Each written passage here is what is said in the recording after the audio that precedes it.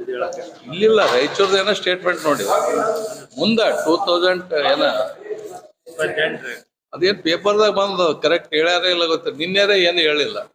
ಈಗರೇ ಅದು ಪ್ರಶ್ನೆನೇ ಉದ್ಭವ ಆಗೋದಿಲ್ಲ. ಯಾವ ಸೀಟ್ ಖಾಲಿ ಇಲ್ಲ, ಅಧ್ಯಕ್ಷನು ಖಾಲಿ ಇಲ್ಲ, ಮುಖ್ಯಮಂತ್ರಿನೂ ಖಾಲಿ ಇಲ್ಲ ಅಂತ ಹೇಳ್ಯಾರ.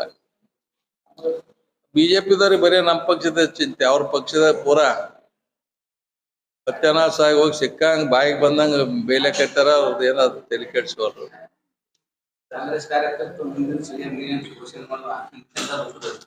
ನಿನ್ನೆ ಹೇಳ್ಯಾರ ಬರೀ ಕಾರ್ಯಕರ್ತರು ಘೋಷಣೆ ಮಾಡಿದ್ರೆ ಆಗಲ್ಲ, MLA ಹೇಳಿದ್ರೆ ಆಗ್ತದೆ. ಕಾರ್ಯಕರ್ತರು ಮನ್ಸು ಮಾಡಿದ್ರೆ ಸರ್ಕಾರ ಆಗ್ತದ, MLA ಮನ್ಸು ಮಾಡಿದ್ರೆ ಮುಖ್ಯಮಂತ್ರಿ ಆಗ್ತಾರ. ಈಗ ಅದ್ರ ಬಗ್ಗೆ ಖಾಲಿ ಇಲ್ಲ ಅಂತ ನಿನ್ನೆ ಸ್ಟೇಟ್ಮೆಂಟ್ ಪ್ರಶ್ನೆಗೆ ಹೇಳ್ಯಾರ.